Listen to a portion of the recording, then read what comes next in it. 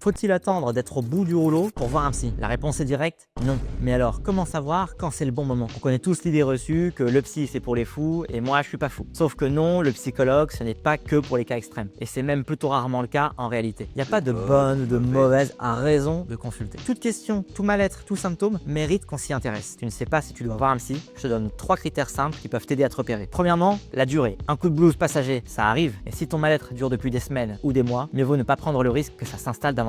Deuxièmement, l'intensité de ta souffrance. Si ta souffrance est difficilement supportable ou gérable seule, que c'est envahissant, c'est un signal d'alarme. Il ne tient qu'à toi de l'écouter. Troisièmement, l'impact sur ton quotidien. Si ça t'empêche de dormir, de travailler, de te concentrer ou de profiter des choses que tu aimes. Bref, si ta souffrance a un retentissement sur ton fonctionnement quotidien, que c'est invalidant, il est temps que tu te fasses accompagner. Mais il y aurait beaucoup d'autres exemples de cas pour lesquels un psychologue peut être utile. Tu te sens dépassé par tes émotions, tu as l'impression de tourner en rond, de répéter toujours les mêmes schémas, tu perds pied, tu te sens perdu, tu es déconnecté de toi-même sans vraiment comprendre pourquoi, ou tu ressens simplement le besoin de parler et d'avoir un regard professionnel et extérieur, ou encore tu te poses des questions sur ton fonctionnement et t'aimerais simplement mieux te comprendre. Comme tu le vois, il n'y a pas de règle stricte, de seuil officiel ou de raison spéciale pour voir un psy. Dans le doute, tu peux toujours aller voir un psy 1 ou 2 fois, juste pour y voir plus clair. Ça ne t'engage à rien et dans le pire des cas, tu auras pris un petit peu de temps pour réfléchir sur toi-même. Et si tu hésites encore, tu peux toujours en parler à ton médecin traitant qui pourra te donner son avis. Si tu as déjà hésité à voir un psy, dis-moi ce qui te retenait ou ce qui t'a aidé à sauter le pas. Partage un commentaire et abonne-toi si tu veux que je traite d'autres questions de ce genre.